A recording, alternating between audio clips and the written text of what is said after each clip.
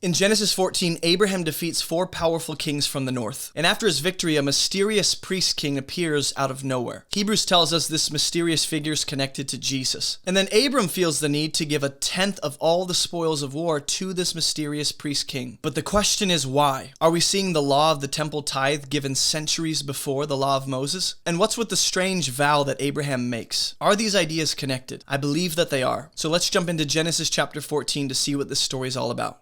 Genesis 14, the end of verse 20, Abram responds to the blessing of Melchizedek and says, or the narrative says, Abram gave Melchizedek a tenth of everything. It's all the spoils from his victory. And the king of Sodom said to Abram, give me the persons, but take the goods for yourself. 2 words to capture this chapter would be rescue and victory. To summarize this chapter, the northern kingdoms of the known world are at war with the southern. Abram's nephew Lot gets caught in the crossfire. Abram's called out to rescue him. He takes his little army and his few allies. They go and defeat the northern kings, rescue Lot, and then a mysterious king priest appears seemingly out of nowhere, out of Salem, of all places, to bless Abram. And then Abram gives him a tenth of everything. The question I have is, why does Abram respond to this blessing by giving a tenth of everything to Melchizedek? Because it wasn't really Abram's to give in the first place, was it? If we think about it, it technically didn't belong to him, but to the people that were taken captive and plundered. But now that Abram wins the spoils of war, he doesn't seem to view it as belonging to himself. Technically, by his victory, some might say it does belong to him. He's the victor. He possesses it. He acquired it. But Abraham views all of this stuff as belonging to God, rightfully. Which brings us back to the previous verse about God being the possessor of heaven and earth. And I think this is why Abram gives a tenth to Melchizedek, who is a representative and a priest of God Most High. So this Melchizedek seems to be a middleman of sorts between God and people. So he has some kind of priestly service, which involves invoking God's blessing upon people and bringing out bread and wine. So if Melchizedek is dispensing God's blessing, right, on behalf of God, then he can receive God's gifts on behalf of God as well as a priest. The question becomes, why a tenth or a tithe? And there may be some historical evidence that the cultural norm of that day was to give a tenth of what you had to the kingdom you were part of and the king that you were under. So maybe this was a fairly normal practice, but even so, no one told Abram to do this. He didn't have to. And what we see very similarly is Abram's grandson Jacob, who will later be known as Israel. He does this exact thing in Genesis 28:20. He makes a vow to God, so hold on to the vow. Jacob makes a vow to God after having a dream from God, and he says, if God's going to be with me and keep me, then I'll give God a tenth of everything that God gives me. So either that practice was passed down, or Jacob saw it modeled, or it was a known practice, but Abram seems to have that same mentality that, hey, God gave me the spoil. It rightfully belongs to God as the possessor of heaven and earth. So I'm going to give a tenth of the spoil to the man, the priest king who represents God. And I'll say this, some people view this story as evidence or support that the concept of the tithe preceded the Mosaic law, or the institution and the giving of the Mosaic law.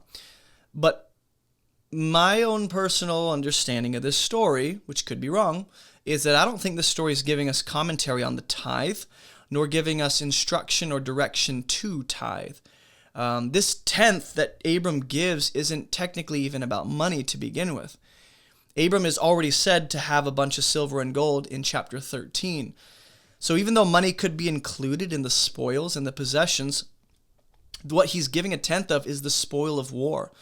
And it's specifically said to at least be the possessions of the people in verse 16. Right? So the northern kings take all the possessions along with Lot and the possessions, his possessions, and the women and the people.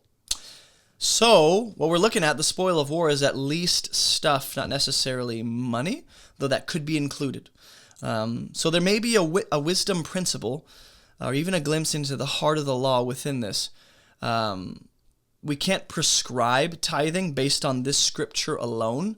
I don't think that's a proper hermeneutic or honest to the text. I think this is a different thing than the Mosaic law and the tithe prescribed within that. that tithe supports the work of the priests in Israel. They're a theocracy under God. And so even though it may function quite similarly here, where we see Melchizedek is a priest, he represents God, it's not for Israel as a theocracy. It's not a perfect one-for-one correlation. This tithe isn't feeding an entire priesthood and tribe, that being Levi. They don't depend on this.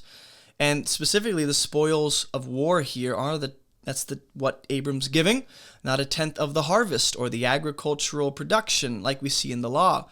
The Israelites bring a tenth of their harvest and their production agriculturally. They bring it for the Levites. So again, this is similar, and there might be some correlation, but it's not an exact one-for-one exchange like we see in the law of Israel or for Israel. Verse 21, the king of Sodom said to Abram, "Give me the persons, but take the stuff for yourself." And I want us to really think about this. I said this in 2 previous episodes ago, that the king of Sodom and the king of Salem, Melchizedek, they're contrasted. They're representing 2 different realities, 2 different conditions, 2 different heart postures, really. The king of Sodom says, "Give me," right? The wicked king here, very different from Melchizedek, is taking and demanding, while Melchizedek, he gives, he brings, he blesses, he gives bread and wine to Abram. And over both these kings and Abram, God is over sovereignly, all of them, possessing all things as the eternally existent king of the universe. So why is the king of Sodom merely interested in the people that were taken? Was this an honorable request because he cared for his citizens, or was he only concerned with his own self-interest and they were a labor force, so you can't have a kingdom without people? How could he allow Abram to part with all of the goods? Didn't those goods belong to his people, technically? Different culture, things might work a little differently, I'm sure. But verse 22, look at Abraham's response. And we're going to end here in this little section. Abram said to the king of Sodom, "Yeah, give me all the stuff, or I'll take it." No, he says, "I've lifted my hand to the Lord, God Most High, possessor of heaven and earth, that I wouldn't take a thread or a sandal strap or anything that is yours, so that you can't say, 'I've made Abram rich.'" So Abram apparently made a vow. We don't have any record of this vow. When did this happen? Why did he even make a vow in the first place before going into war? Is there some exchange and conversation with God that took place that prompted this? Was Abraham so confident that there was no doubt he'd lose with God on his side that he went, "You know what? I need to think about how I'm going to handle the results of winning this battle"? But also notice Abraham also refers to God as the possessor of heaven and earth. It's a very unique title. We have this unique title emphasizing God's sovereign reign and rightful ownership as creator. We see that same title attributed and given by Melchizedek right here in his blessing. "Blessed be Abraham by God Most High, possessor of heaven and earth." So the fact that we see this very unique title given twice in this same chapter, and then guess what? We see this exact title used nowhere else in Scripture.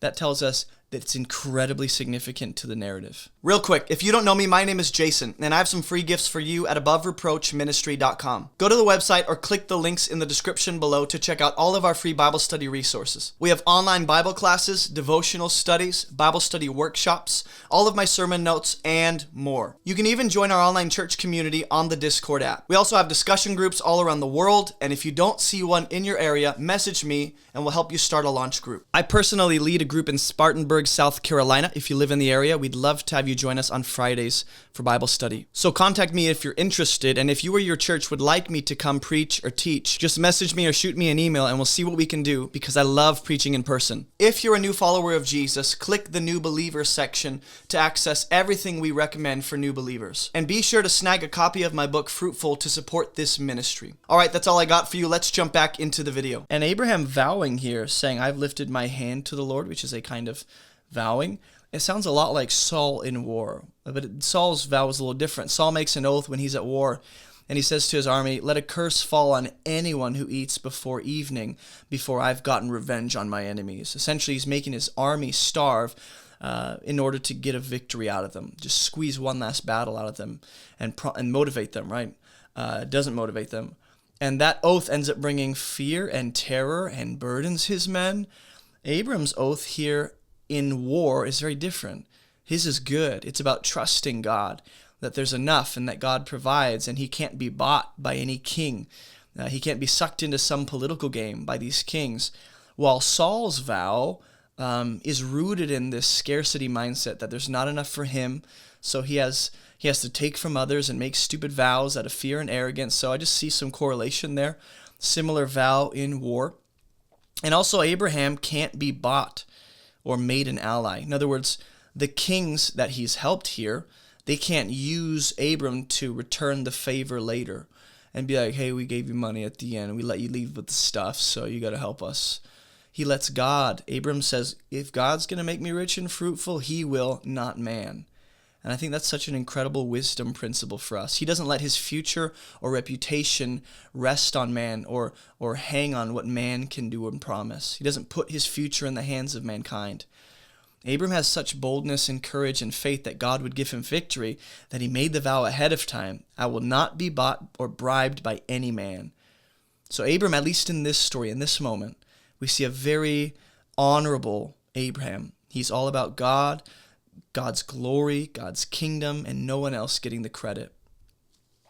And he says, I wouldn't take a thread or a sandal strap or anything that is yours, lest you should say, I have made Abram rich. And Abram acknowledges all this stuff actually is the king's. He says it's yours. So the whole question throughout the story is it the people's? Is it Abram's? Is it God's? Is it the king's? We know everything belongs to God. But in this situation, the stuff actually is the king's, underneath God, of course. So it's interesting that Abram specifically mentions, of all the things, a thread or a sandal strap. So at least we know this highlights how he doesn't intend to even take the smallest thing. Something to consider, some correlation that's possibly there. Think about how John the Baptist says he's not worthy to even untie the sandal strap of Jesus. And there may be some correlation between this story and the ministry of Jesus and John the Baptist. I've actually touched on that in our teaching in the Gospel of John. I believe it's episode 1 or 2. Whatever episode's about John the Baptist, go watch that. I explain that in depth. I do believe there's a connection. And then Abram says, I'll take nothing but what the young men have eaten, right? His army. And the share of the men who went with me, honor Eshcol Mamre, his allies. These are Amorites. Let them take their share. So Abram intends to take nothing for himself. He's going to take, if he's going to take anything, it's going to be for others. And this is how much Abram trusted God to care for him. This is how much Abram trusted God's promises. In this story, Abram is giving, Abram is sacrificing, Abram is choosing to miss out on having more. And the one thing he does receive in this story is the blessing of God through Melchizedek, which might just be one of the most important points of this entire story. As we pointed out, that the letter of Hebrews references this, but this might be like the focus of the story, is that God blesses in ways that man cannot. God gives, God bestows, God produces, God accomplishes things that man cannot. And also we have Abram sharing. He doesn't take for himself. He's actually like not a reservoir, but a river through which blessing flows through.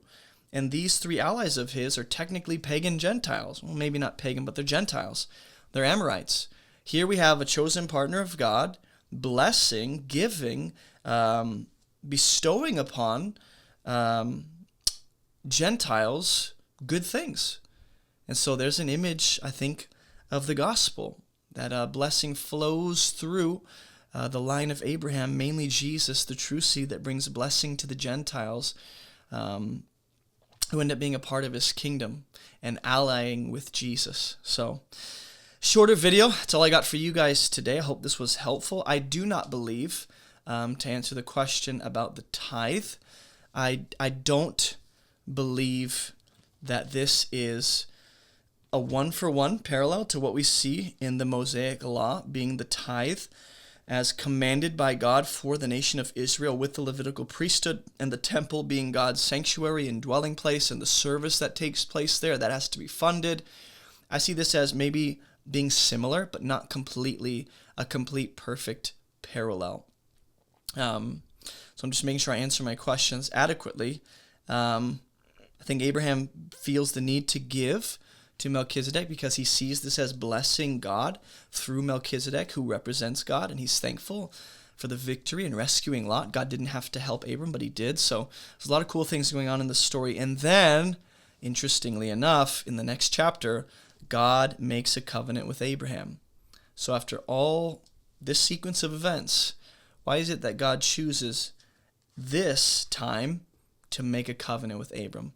We'll discover that in the next Bible study walkthrough. So I'll see you guys in that video. Let me know your thoughts in the comments. Thanks for watching. Hey, thanks for watching. Don't forget to share your thoughts and your insights in the comments. If you want to share your thoughts and questions about these studies, join us every Thursday evening at 8:30 p.m. Eastern Standard Time for a live discussion together. And thank you for supporting this ministry. Your support helps us accomplish our mission, which is to teach people how to read the Bible so they can live and teach it for themselves. We're only able to make all of these free resources because of generous supporters like you. So thank you very much for all of your support. Make sure to visit AboveReproachMinistry.com to check out all of our free resources. And as always, keep moving towards Jesus.